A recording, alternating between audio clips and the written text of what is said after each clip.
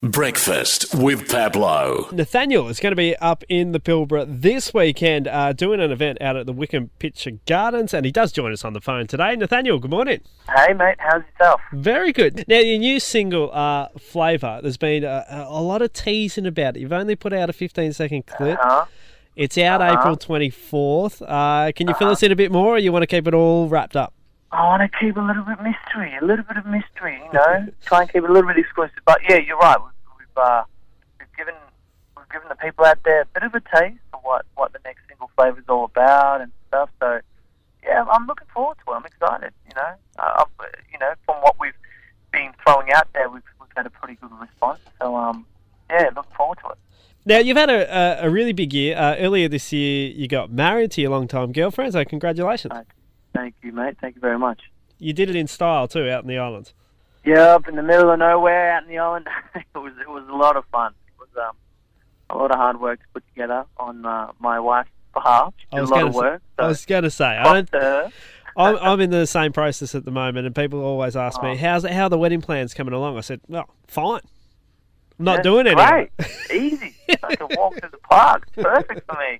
No stress. No, but yeah, the wife did a lot of work, so props to her. But it was fantastic. It was an amazing day. At the end of last year as well, a big moment for you. You got to tour with Mariah Carey. What was that like?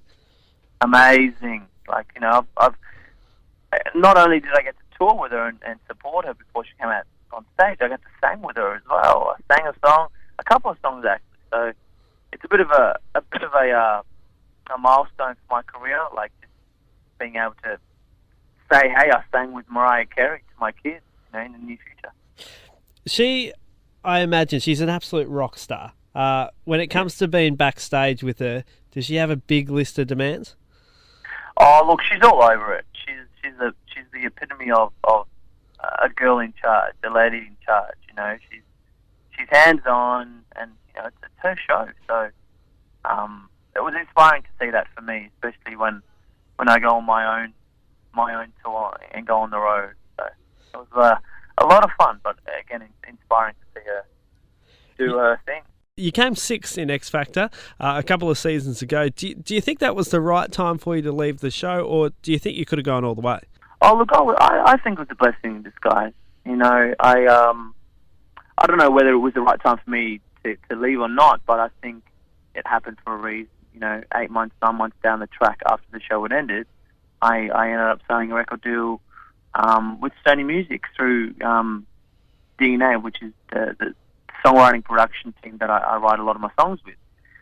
So, yeah, I guess it just happened for a reason, and I'm in a pretty good place at the moment. You know, so I'm getting ready to finish off the album, which will be released middle of the year. So I'm looking forward to that. I remember at the time when you left, Guy Sebastian was pretty shocked. Ronan Keating thought it was a bit of an embarrassment for the viewers voted. Did you have a feeling about it, or you just kind of went with it?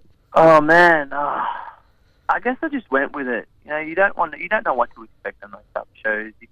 You can have an incredible night, or you can have a bad week, and either way, you can either go through or you could be sent home. So that's what that's the type of mind frame I went in with, especially for these live shows, to expect the unexpected, and it was my time to go. So that was just the way it is.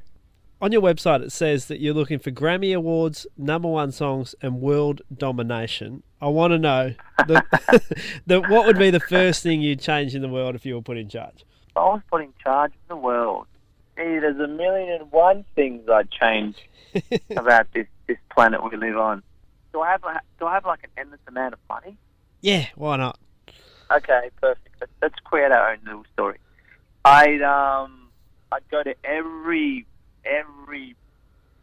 part in the world that has poverty, and I'd like build them up like royalty firstly, and then I'll I've got to splurge on myself, so I might buy a jet, might buy a boat, you know, enjoy the money. Maybe a boat that you could land the jet on. So a massive boat. Look, now we're talking. You know, I love this materialistic things and stuff. No, look, I don't know where I'd start, to tell you the truth. I'd definitely try and get the homeless and the poverty out of the way as much as I could. If I had an endless amount of money, I was in charge of everything. So that's definitely one thing I'd do. Look, if you're giving me a ticket on that boat, I'm voting for you, all right? Done. Classic Gold, today's hits. Spirit.